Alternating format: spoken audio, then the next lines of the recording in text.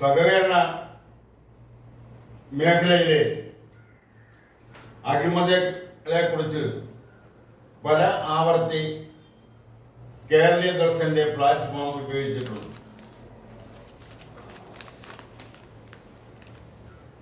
സഹകരണ മേഖലയിൽ അഴിമതി തുളച്ചു നിൽക്കുക എന്ന് പറയുന്നത് എളുപ്പമുള്ള കാര്യമല്ല.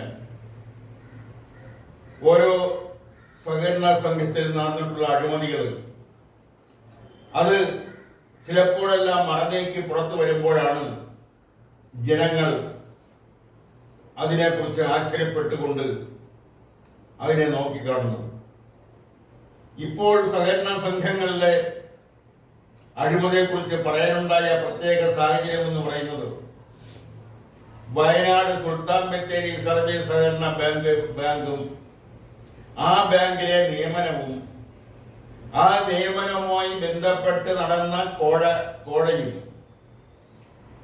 അതിനെ തുടർന്ന് ഉണ്ടായ വിവാദങ്ങളിൽ പിടിച്ചു നിൽക്കാനാവാതെ അവിടുത്തെ ഒരു കോൺഗ്രസ് നേതാവ് DCC ട്രഷറർ, ജില്ലാ കോൺഗ്രസ് കമ്മിറ്റിയുടെ ട്രഷറർ, തന്റെ ഭിന്നശേഷിക്കാരനായ മകനും വിഷം കൊടുത്തുകൊണ്ട് അദ്ദേഹവും ആത്മഹത്യ ചെയ്തു. അങ്ങനെ രണ്ട് മരണങ്ങൾ ഒരുമിച്ച് നടന്നിരിക്കുന്നു. അതുമായി ബന്ധപ്പെട്ട്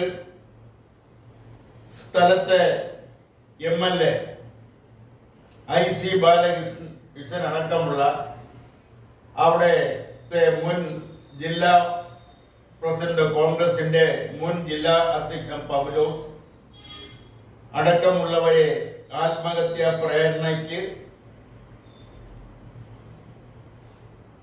പ്രേരണയുടെ വകുപ്പുകൾ ചുമത്തി പോലീസ് കേസെടുത്തിരിക്കുന്നു.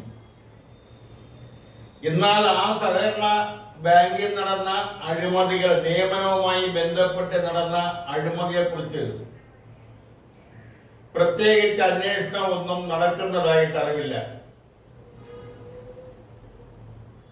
ഇത് ഒറ്റപ്പെട്ട സംഭവമല്ല. കേരളത്തിലെ ബഹുഭൂരിപക്ഷം സഹകരണ സംഘങ്ങളിലും, അതായത് ഏകദേശം 99% സഹകരണ സംഘങ്ങളിലെയും നിയമനങ്ങൾ, ആ നിയമനങ്ങൾ അഴിമതിയിലൂടെയാണ് ആ നിയമനങ്ങൾ നടന്നിട്ടുള്ളത്. പല സഹകരണ ബാങ്കുകളുടെയും ബ്രാഞ്ചുകൾ തുടങ്ങുന്നതിന് ആ ബ്രാഞ്ചിലെ സ്റ്റാഫുകൾക്ക് ബന്ധപ്പെട്ട അധികാരികളിൽ നിന്നും അല്ലെങ്കിൽ ജോയിന്റ് രജിസ്ട്രാറിൽ നിന്നും പോസ്റ്റിംഗ് സാക്ഷൻ ലഭിക്കുന്നതിന് മുൻപ് തന്നെ അവിടെ സ്റ്റാഫുകളെ നിയമിക്കുന്ന ഒരു പദവ് സഹകരണ മേഖലയിലുണ്ട്. അതല്ലെങ്കിൽ 1-2 പോസ്റ്റിംഗ് സാക്ഷൻ മാത്രം കൈവശപ്പെടുത്തിക്കൊണ്ട് അവിടെ ആരുടെ അതിനധികവും സ്റ്റാഫുകളെ നിയമിക്കുന്ന ഒരു പ്രവണത സഹകരണ മേഖലയിലുണ്ട്. അതെല്ലാം വൻ തുകകൾ ഡിപ്പോസിറ്റായും അത്രയും തുക തന്നെ അല്ലാതെയും വാങ്ങിച്ചുകൊണ്ടാണ് ഈ നിയമനങ്ങൾ നടത്തുന്നത്. പോസ്റ്റിംഗ് സാക്ഷൻ ഉടനെ ലഭിക്കുമെന്നും അതനുസരിച്ച് സഹകരണ ആക്ട് 14-ാം വകുപ്പ് പ്രകാരമുള്ള ശമ്പളം ലഭിക്കുമെന്ന് ഉദ്യോഗാർത്ഥികളെ അല്ലെങ്കിൽ നിയമിച്ചവരെ പറഞ്ഞ് തെറ്റിദ്ധരിപ്പിച്ചുകൊണ്ടാണ് പണം വാങ്ങുന്നതും നിയമനങ്ങൾ നടത്തുന്നതും. അത് ചിലപ്പോൾ വർഷങ്ങൾ കഴിഞ്ഞാലും പോസ്റ്റിംഗ് സാക്ഷൻ കിട്ടാത്ത സാഹചര്യങ്ങളുമുണ്ട്. ഇതെല്ലാം ഇത്തരം അഴിമതികൾ സഹകരണ മേഖലയിൽ സർവ്വസാധാരണമാണ്. അതിലാരും മോശക്കാരല്ല, ഒരു രാഷ്ട്രീയ കക്ഷിയും മോശക്കാരല്ല. കാരണം അവിടെ പണമാണ് പ്രധാനപ്പെട്ട മാനദണ്ഡം. ഇന്നൊരു ചെറിയ സഹകരണ ബാങ്കിൽ പോലും റിസർവ് ബാങ്കിന്റെ പുതിയ റൂൾ അനുസരിച്ച് സഹകരണ ബാങ്കുകൾക്ക് സഹകരണ ബാങ്ക് എന്ന് പേരിട്ടുകൂടാ, സഹകരണ സംഘങ്ങൾ എന്ന് മാത്രമേ പേരിടാവൂ. മാത്രവുമല്ല 1,00,000 രൂപയിൽ കൂടുതൽ ഡെപ്പോസിറ്റ് സ്വീകരിക്കാൻ പാടില്ല. ചെക്ക് ബുക്ക് വിതരണം ചെയ്യാൻ പാടില്ല. അങ്ങനെ നിരവധി നിബന്ധനകൾ റിസർവ് ബാങ്ക് മുന്നോട്ട് വച്ചിട്ടുണ്ട്. അതിൽ നിന്നും അതൊന്നും ചെവിക്കൊള്ളാതെ അല്ലെങ്കിൽ റിസർവ് ബാങ്കിന്റെ നിർദ്ദേശങ്ങൾ പാലിക്കാതെ യാണ് കേരളത്തിലെ 500ഓളം സഹകരണ ബാങ്കുകൾ, സഹകരണ സംഘങ്ങൾ പ്രവർത്തിക്കുന്നത്. അതിനെതിരെയെല്ലാം നടപടി സ്വീകരിക്കാൻ റിസർവ് ബാങ്ക് പലപ്പോഴും സർക്കാരിനോട് ആവശ്യപ്പെട്ടിട്ടും അതെല്ലാം രാഷ്ട്രീയ അഡ്ജസ്റ്റ്മെന്റിന്റെ ഭാഗമായി ആ നടപടി സ്വീകരിക്കാതെ സർക്കാർ കയ്യും കെട്ടി നിൽക്കുകയാണ് നാളിതുവരെ പതിവ്. മാത്രവുമല്ല, അതിന് സഹകരണ സംഘങ്ങൾക്ക് റിസർവ് ബാങ്കിന്റെ നിബന്ധനകൾ പാലിക്കുന്നതിനുള്ള ബുദ്ധിമുട്ടുകൾ ചൂണ്ടിക്കാട്ടിക്കൊണ്ട് കോടതിയിൽ പോകാനുള്ള സൗകര്യങ്ങൾ ഉണ്ടാക്കി കൊടുക്കുകയും ചെയ്യുന്നുണ്ട്. ഇന്ന് ആ റിസർവ് ബാങ്കിന്റെ നിർദ്ദേശങ്ങൾ വളരെ കർശനമായി പാലിക്കണമെന്ന് പലപ്പോഴും റിസർവ് ബാങ്ക് പത്രങ്ങളിൽ പരസ്യങ്ങൾ പോലും നൽകിയിട്ടുണ്ട്.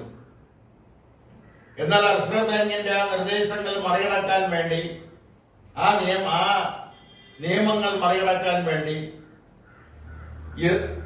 കൊടുത്തിരിക്കുന്ന കേസുകൾ ഇന്ന് സുപ്രീം കോടതിയിലാണ്. സുപ്രീം കോടതിയിലാണ് ആ കേസിന്റെ അപ്പീൽ ഇപ്പോൾ നിൽക്കുന്നത്. അതേസമയം ജനങ്ങളുടെ ക്ഷേമത്തിനു വേണ്ടി, ജനങ്ങളുടെ സൗകര്യത്തിനു വേണ്ടി, ജനങ്ങളുടെ ആവശ്യങ്ങൾ നിറവേറ്റുന്നതിന് വേണ്ടി നല്ല നിലയിൽ പ്രവർത്തിക്കുന്ന അപൂർവം സഹകരണ സ്ഥാപനങ്ങൾ ഉണ്ട് എന്ന കാര്യം സ്മരിക്കുന്നില്ല. പ്രത്യേകിച്ചും ചില ആശുപത്രികൾ, മലബാർ ക്യാൻസർ ഇൻസ്റ്റിറ്റ്യൂട്ട് പോലെയുള്ള ചില സംഗതികൾ എടുത്തു കാണിക്കാമെങ്കിലും ആ മലബാർ ക്യാൻസർ ഇൻസ്റ്റിറ്റ്യൂട്ടിന്റെ പിന്നിൽ ഉള്ള മറ്റൊരു സംഭവം എന്ന് പറയുന്ന ലാവലിൻ കേസാണ്. അതിലേക്ക് വിശദമായി കിടക്കുന്നില്ല. മലബാർ ക്യാൻസർ ഇൻസ്റ്റിറ്റ്യൂട്ടുമായി ബന്ധപ്പെട്ട് വന്ന ഫണ്ട്, ആ ഫണ്ടുമായി ബന്ധപ്പെട്ടാണ് ലാവലിൻ കേസിന്റെ ഉത്ഭവം. അതിലേക്ക് കൂടുതൽ കിടക്കാത്തത് ചില നിയമപ്രശ്നങ്ങൾ ഉള്ളതുകൊണ്ടാണ്. അതുപോലെ ഇന്ന് അഴിമതിയായി ബന്ധപ്പെട്ട് നിലവിലുള്ള ഭരണസമിതിയുടെയോ അല്ലെങ്കിൽ മുൻ ഭരണസമിതിയുടെയോ പേരിൽ വിജിലൻസ് കേസില്ലാത്ത അപൂർവം സഹകരണ സ്ഥാപനങ്ങൾ മാത്രമേ ഇന്ന് കേരളത്തിലുള്ളൂ. പലപ്പോഴും ഇതിൽ ആരെങ്കിലും തലയിൽ കൊണ്ട് കെട്ടിവെച്ചുകൊണ്ട് അഴിമതിയുമായി ബന്ധപ്പെട്ടിട്ടുള്ളവരെ രക്ഷപ്പെടുകയാണ് നാളിതുവരെ പതിവ്. ഒന്നുകിൽ സെക്രട്ടറിയുടെ തലയിൽ കൊണ്ടുവയ്ക്കും, അതല്ലെങ്കിൽ ആ സഹകരണ സ്ഥാപനത്തിലെ ഏതെങ്കിലും ഉദ്യോഗസ്ഥരുടെയോ തലയിൽ കൊണ്ടുവച്ച് രക്ഷപ്പെട്ടിട്ട് അവരെ ബലിയാടാക്കുന്ന ഒരു പ്രവണതയാണ് നാളിതുവരെ സഹകരണ മേഖലയിൽ കണ്ടുവരുന്നത്. സഹകരണ ബാങ്കുകളിൽ, സഹകരണ സ്ഥാപനങ്ങളിൽ പണയം വെച്ചിട്ടുള്ള സ്വർണ്ണ ഉരുപ്പടികളിൽ ഒരു 50% മുക്കുപണ്ടമാണെന്നുള്ളത് എല്ലാ അധികാര സ്ഥാനങ്ങളിൽ ഇരിക്കുന്നവർക്കും അറിയാം. അതെല്ലാം പലപ്പോഴും പിടിക്കപ്പെടുമ്പോൾ അപ്രൈസയുടെ തലയിലോ അതുമായി ബന്ധപ്പെട്ട ഏതെങ്കിലും ഒരു സഹകരണ സംഘം ജീവനക്കാരന്റെയോ അതല്ലെങ്കിൽ പരമാവധി വന്നാൽ സെക്രട്ടറിയെ കൂടി ഉൾപ്പെടുത്തിക്കൊണ്ടുള്ള ഒരു കേസോ ആണ് രജിസ്റ്റർ ചെയ്യുന്നത്. അവരെയെല്ലാം സസ്പെൻഷൻ നിർത്തുന്നതും പതിവാണ്. പക്ഷെ അവിടെയെല്ലാം ചിന്തിക്കേണ്ട പ്രധാനപ്പെട്ട കാര്യം, അടിസ്ഥാനപരമായി സഹകരണ സംഘങ്ങളെ അഴിമതി ഇല്ലാതാക്കുന്നതിനുള്ള ഒരു ശ്രമം അവരുടെ ഭാഗത്തുനിന്നും നാളിതുവരെ ഉണ്ടാകുന്നില്ല എന്നുള്ളതാണ്. അതിന്റെ അവസാനത്തെ ഉദാഹരണമല്ല, ഇതിനു മുമ്പും ഇതുപോലുള്ള സംഭവങ്ങൾ ഉണ്ടായിട്ടുള്ളത് കൊണ്ട് ഇപ്പോൾ വയനാട് ജില്ലയിലെ സുൽത്താൻ ബത്തേരി സർവീസ് സഹകരണ ബാങ്ക് വയനാട് ജില്ല എന്ന് പറയുമ്പോൾ കേരളത്തിലെ ഏറ്റവും പിന്നോക്കം നിൽക്കുന്ന ജില്ലയാണ്. ജനസംഖ്യയുടെ 1/4 ആദിവാസികൾ, ഗോത്രവർഗക്കാർ താമസിക്കുന്ന ജില്ല. ഇന്നും അപരിഷ്കൃതമായ രീതിയിൽ ജീവിതം ജീവിച്ചു തീർക്കുന്ന ഗോത്രവർഗക്കാർ, ആദിവാസി ഗോത്രവർഗങ്ങൾ, അങ്ങനെയുള്ളവർ താമസിക്കുന്ന സ്ഥലം കൂടിയാണ് സുൽത്താൻ ബത്തേരി ബ്ലോക്ക് അതിർത്തിയിൽ വരുന്ന സ്ഥലം, അല്ലെങ്കിൽ സുൽത്താൻ ബത്തേരി നിയോജക മണ്ഡലത്തിൽ വരുന്ന പല സ്ഥലങ്ങളും. അവിടുത്തെ MLA ആണ് IC Balakrishnan. IC Balakrishnan ആദ്യമായിട്ടല്ല MLA ആവുന്നത്. ഇതിനു മുമ്പും അദ്ദേഹം MLA ആയിരുന്നു. അവിടെ അദ്ദേഹത്തെ വ്യക്തിപരമായി എനിക്കറിയാവുന്നത് കൊണ്ട് അദ്ദേഹത്തെ വ്യക്തിപരമായി ആക്ഷേപിക്കാൻ താല്പര്യപ്പെടുന്നില്ല. എന്നാൽ ഇത്തരം അഴിമതികൾ അവിടെ കോൺഗ്രസിന്റെ നേതാക്കൾ, മുൻ ജില്ലാ പ്രസിഡന്റ് പൗലോസ്, അതുപോലെ തന്നെ ബാങ്കിന്റെ മുൻ പ്രസിഡന്റ്, അവിടുത്തെ ഇപ്പോഴത്തെ DCC പ്രസിഡന്റ്, കോൺഗ്രസിന്റെ ജില്ലാ അധ്യക്ഷൻ അപ്പച്ചൻ, അങ്ങനെ തുടങ്ങി പലരും പേരിലും ഇപ്പോൾ ആത്മഹത്യ പ്രേരണ കുറ്റം ചുമത്തി Sultan Bathery police case register ചെയ്തിട്ടുണ്ട്. രജിസ്റ്റർ ചെയ്ത് അന്വേഷണം നടത്തി വരുന്നു. എന്നാൽ ഈ സഹകരണ സംഘത്തിലുണ്ടായ അഴിമതിയെ കുറിച്ച് ഇപ്പോൾ അന്വേഷണം നടത്തുന്നതായിട്ട് അറിവില്ല. അത് സഹകരണ മേഖലയുടെ ആഭ്യന്തര അന്വേഷണ വിഭാഗമായാലും മറ്റ് അന്വേഷണ വിഭാഗങ്ങളായാലും അങ്ങനെ ഒരു അന്വേഷണത്തിലേക്ക് കടക്കുന്നതായിട്ട് അറിവില്ല. അവിടെയെല്ലാം ED ആയിരിക്കും, അല്ലെങ്കിൽ അതുപോലുള്ള ഏതെങ്കിലും അന്വേഷണ ഏജൻസി ആയിരിക്കും ചിലപ്പോൾ ഇനി അന്വേഷണം നടത്താൻ പോകുന്നത് എന്ന് ആയിക്കൂടുന്നില്ല. എന്തായാലും അവിടുത്തെ കോൺഗ്രസിന്റെ ജില്ലാ ട്രഷററായിരുന്ന ശ്രീ വിജയൻ, അദ്ദേഹത്തിന്റെ തലയിൽ നേതാക്കന്മാരെ അവിടെ നടത്തിയിട്ടുള്ള നിയമനവുമായി ബന്ധപ്പെട്ട് നടന്ന വിവാദമായ കോഴ ഇടപാടുകൾ അതെല്ലാം ആ വിജയനിലേക്ക് കേന്ദ്രീകരിക്കുന്ന രീതിയിലേക്ക് മറ്റുള്ളവർക്കെല്ലാം രക്ഷപ്പെടുന്നതിന് വേണ്ടിയുള്ള ഒരു നടപടിയിലേക്ക് അവിടെയുള്ള കോൺഗ്രസിന്റെ ജില്ലാ നേതാക്കൾ കടന്നു. അതുകൊണ്ടാണ് വിജയൻ ആത്മഹത്യ ചെയ്യേണ്ട സാഹചര്യം ഉണ്ടായത്. അദ്ദേഹം എഴുതിയ കത്തുകൾ, ആ കത്തുകൾ എഴുതിയത് സാധാരണക്കാർക്കല്ല, കേരളത്തിലെ കോൺഗ്രസിന്റെ പ്രസിഡന്റ്, കോൺഗ്രസിന്റെ അധ്യക്ഷൻ, സംസ്ഥാന അധ്യക്ഷൻ, KPCC പ്രസിഡന്റ് കെ സുധാകരന് എഴുതിയ കത്തുണ്ട്. അതിന്റെ ചില ഭാഗങ്ങൾ പുറത്തു വന്നിരിക്കുന്നു. പ്രതിപക്ഷ നേതാവ് ശ്രീ VD സതീശന് എഴുതിയ കത്തുണ്ട്. ആ കത്ത് അദ്ദേഹം ആദ്യം ഭാഗികമായി നിഷേധിച്ചെങ്കിലും ഇപ്പോൾ അദ്ദേഹം കത്ത് കിട്ടിയെന്ന് സമ്മതിച്ചിരിക്കുന്നു. അതിന്റെ ചില ഭാഗങ്ങൾ പുറത്തു വന്നിരിക്കുന്നു. ഇതെല്ലാം ആ സഹകരണ സംഘത്തിൽ നടന്ന അഴിമതിയെ കുറിച്ച് വ്യക്തമായി സൂചിപ്പിക്കുന്ന സൂചനയുള്ള കത്തുകളാണ്. എന്നാൽ ആ കത്തിന്റെ അടിസ്ഥാനത്തിൽ ആ സഹകരണ സംഘത്തിൽ, ആ സഹകരണ സുൽത്താൻ ബത്തേരി സർവീസ് സഹകരണ ബാങ്കിൽ നടന്ന അഴിമതിയെ കുറിച്ച്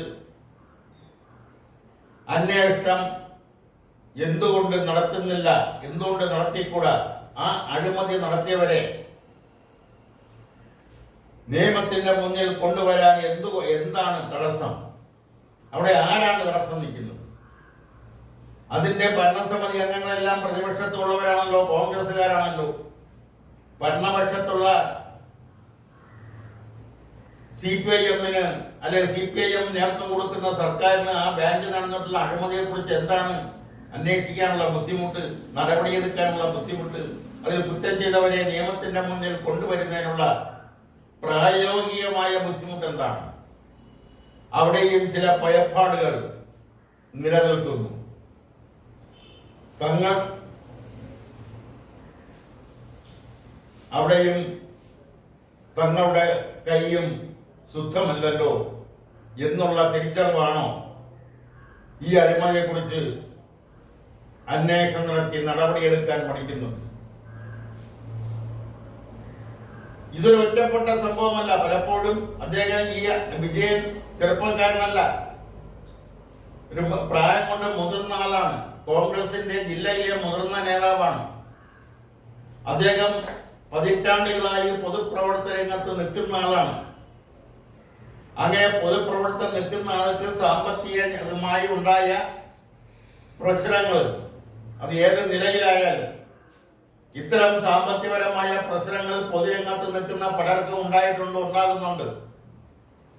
അവരിൽ ചിലരെങ്കിലും ആത്മഹത്യയെ കുറിച്ച് ചിന്തിച്ചിട്ടുണ്ട്, ആത്മഹത്യ ചെയ്തിട്ടുണ്ട്.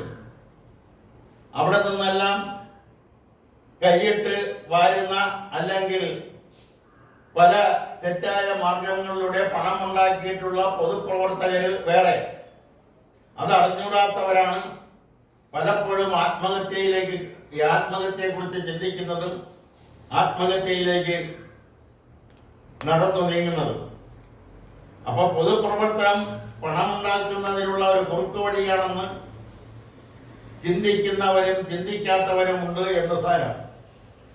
ആ ചിന്തിക്കാത്തവരാണ് പലപ്പോഴും ആത്മഹത്യയിലേക്ക് നീങ്ങുന്നതും. അങ്ങനെ പണം ഉണ്ടാക്കുന്നതിനുള്ള ഒരു മാർഗമാണ് പൊതുപ്രവർത്തനം എന്ന് ചിന്തിക്കുന്നവര് തങ്ങളുടെയും ഭാര്യയുടെയും മക്കളുടെയും മറ്റും പേരിൽ സ്വത്തുക്കൾ സമ്പാദിച്ചു കൂട്ടുന്ന ഒരു പ്രവണതയും കേരളത്തിലുണ്ട്. ഇതിനെല്ലാം ഒറ്റയടി തീർക്കുന്നതിന്, ഒറ്റയടി ഇല്ലാതാക്കുന്നതിന് ഈ അഴിമതിയെല്ലാം എന്നേക്കുമായി തുടച്ചു നിൽക്കുന്നതിനുള്ള ഒറ്റമൂലി മരുന്നൊന്നും ആരുടെ കയ്യിലുമില്ല, സർക്കാരിന്റെ കയ്യിലുമില്ല. പിന്നെ എങ്ങനെയാണ് ഇതെല്ലാം തുറച്ചു നിൽക്കുന്നത്? ഇതെല്ലാം എപ്പോഴെങ്കിലും മറനീക്കി പുറത്തു വരുമ്പോൾ, രഹസ്യമായി സൂക്ഷിച്ചിരുന്ന പല കാര്യങ്ങളും കൈവിട്ട് പുറത്തു വരുമ്പോൾ മാത്രമാണ് നടപടിയിലേക്ക് നീങ്ങുന്നത്. അപ്പോഴേക്കും രക്ഷപ്പെടേണ്ടുന്ന മാർഗങ്ങളെക്കുറിച്ചും രക്ഷപ്പെടേണ്ടവരുമൊക്കെ രക്ഷപ്പെട്ടു കഴിഞ്ഞിരിക്കും. അതുകൊണ്ട് അതിനെക്കുറിച്ച് അവസാനമായി പറയാനുള്ളത്, ഇത് ഈ സഹകരണ മേഖലയിൽ എന്ന് പറയുന്ന പൊതുപ്രവർത്തകർക്ക്, അത് ഏത് രാഷ്ട്രീയ പാർട്ടിയിൽപ്പെട്ടവർക്കായാലും അഴിമതി നടത്തുന്നതിനുള്ള ഒരു മാർഗരേഖയാണ്, ഒരു മാർഗമാണ്, ഒരു വഴിയാണ് എന്ന കാര്യത്തിൽ സംശയം വേണ്ട. എങ്കിൽ തന്നെയും അതിന് എവിടെയെങ്കിലും ഒരു കുറ്റാപ്പെടണമെന്നാണ് ഈ അവസരത്തിൽ പറയാനുള്ളത്. നിർത്തുന്നു. നന്ദി, നമസ്കാരം.